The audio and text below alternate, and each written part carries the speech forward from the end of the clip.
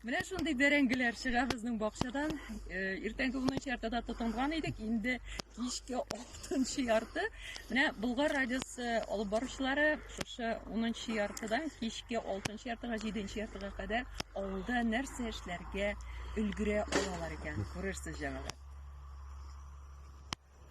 Гөмбәгә барырга өлгерә алалар. Урманга кергәндә сызгырып кирдеп әйтергә яратсалар да, урманга кергәндә әкрен генә керергә кирәк. Ничек дигәндә, табигать аны тынычланганда яратмый. Һәм инде әкрен генә керәсең икән урманга. Сиңа шундый гөмбә очрый. Мин дә гөмбә таптым, җәмәгать. Арагыз. Әлбәттә инде бу гөмбә искергән.